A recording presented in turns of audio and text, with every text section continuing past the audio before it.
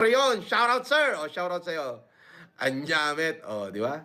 Sino po pamato nyo? President election. Ako wala.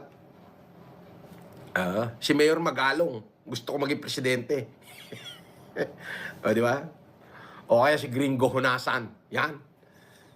Sabi ni Kenneth, Boss, banatan kayo ni MG. Idol kaka-upload pala. Wala akong pakialam dyan sa gunggong na yan. Gunggong yan, oo. Wala akong pakialam dyan.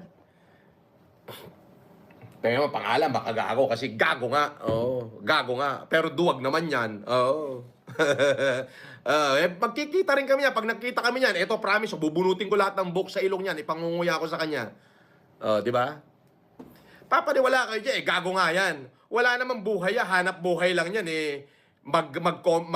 tumira ng tumira kung sino yung titirahin niya. Basta kung sino yung sikat, titirahin niya para yung mga supporter ni sikat, pumunta sa kanya. Hindi siya pupunta na supporter ko. Ano ba yan? Puta, wala namang bearing sa lipunan yan. Sampal-sampalin ko pa yung mukha niya pag nakita ko yan Di ba? Di ba? Wala akong pakialam dyan sa tratadong yan. Kaya ate mo pangalan, baka gago. Ibig sabihin, gago. Di ba? Walang kwenta. Di ba? Wala na siya, laos na siya. Wala na makwenta yan Hanggang doon lang, post lang yan. Pero walang bearing yan. Bukod sa duwag yan, gunggong na, duwag pa. Bakla yan. May kahombre, ulul. Kahombrehin mo yung mukha mo, gunggong. Di ba? Hanggang doon na lang yan, puro kasinungalingan din na nang sinasabi niya. Wala namang katotohanan. Maniniwala pa kayo dyan. Di ba? Di ba? Ang style lang niyan, kung sino yung sikat, tapos may issue, babanatan yan. Pero ang totoo, gunggong yan. At saka duwag yan.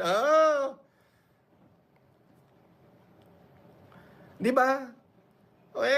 Anong meron dyan sa kay makagago? Di gago. Di ba? Di magpapaniwala ba kayo sa gago? Ano ba napatunayan sa Pilipinas? Wala! Di ba? Di ba? Isipin nyo lahat ang pinagsasabi niyan. May bearing ba? Wala! Di ba? Ano bearing yan? Pansyata ni makagagot tayo na. Di ba? Huwag niyong pag-aksehan ng oras yan. Meron ito nga sasabihin ko. Di ba marami siya sinasabi sa akin. Pag nagkasalubong kami. Ganun lang kasimple yun. Maliit lang Pilipinas. Pag nagkasalubong kami, promise. Bubunutin ko lahat ng balahibo sa ilong niyan. Ipangunguya ko sa kanya.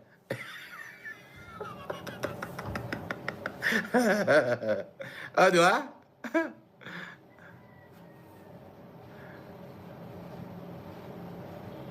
Sabi ni DNL Idol, tabunan mo siya 2 trailer na bigas, makakaya kaya niya.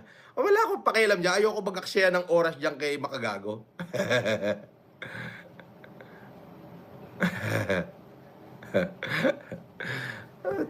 Papaniwala naman kayo dyan. Wala naman alam yan. Yan ang hanap buhay niyan, mag-vlog. Ngayon, laos na siya. Di ba? So, gagamitin niya yung pangalan ko para sumikat uli. Di ba? Gago nga. Di ba? Walang originality yung hindot na yan. Di ba? Puro kaya. Yan ang talagang literal na puro kayabangan na walang ginawa. At least ako, nagyabang ako. Putang ina, minahal ako ng taong bayan. Buong Pilipinas yung tinulungan ko. Di ba?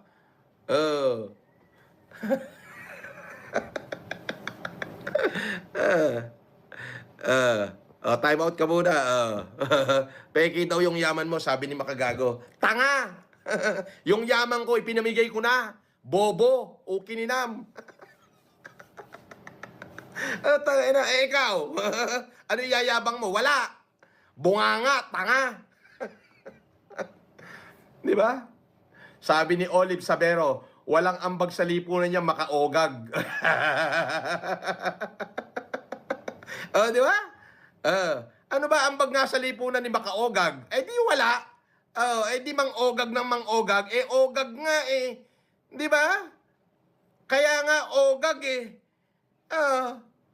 Tingnan nyo, may ambag ba sa lipunan niyang ogag na yan? Wala. Ay di maka-ogag. Ay di ogag lang talaga. Pero duwag yan. Oo. Di ba? Ano ba, may ambag ba sa lipunan yan? Wala. O, di ka nga ogag. Kaya nga makagago, ogag eh. Walang ambag sa lipunan yan.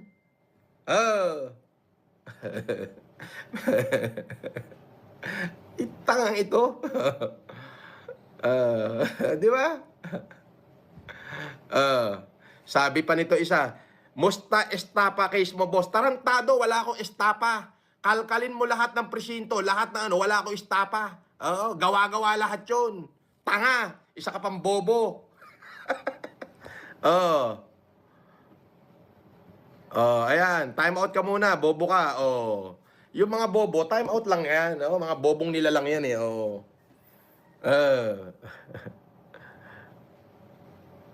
Sabi ni Jomar Lopez, panay wakwak lang ang alam na vlog ni Makagago, wala kwenta. Di ba?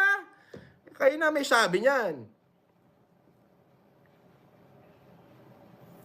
Sabi ni Giancarlo Mendoza, boss, FLM, takbo ka congressman, samahan mo si Kong Kiko, nalaban sa kurap.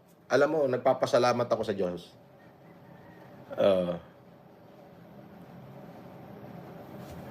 Nagpapasalamat ako sa Diyos. Bakit? Hindi ako naging politiko. Kung naging politiko ako, baka nakakulong na uli ako. Alam mo kung bakit? Hindi ako papayag sa mga nangyayari. Antimano, makikipagsuntukan lang ako sa kanila.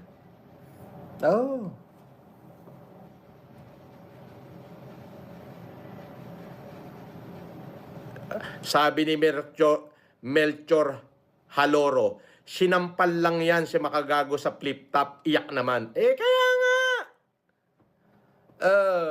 Di ba? Puta, ang style niyan, kaya nga maka-ogag eh. Kaya nga ogag, di ba? Ang style niyan, kung sino yung sikat, titirahin niya. Di ba? Ayan. Pamparami ng subscriber niya. Pero kung titignan nyo, walang substance yung pinagsasabi niyan. Walang sustansya. Lahat ng pinagsasabi niya, hanggang kwento lang. Walang kasustansya. Walang substance, ika nga. Kaya nga maka-ogag eh, kasi ogag nga, duwag naman. Di ba? Marami siya sinabi sa akin na pangit. Kasi laos na siya eh.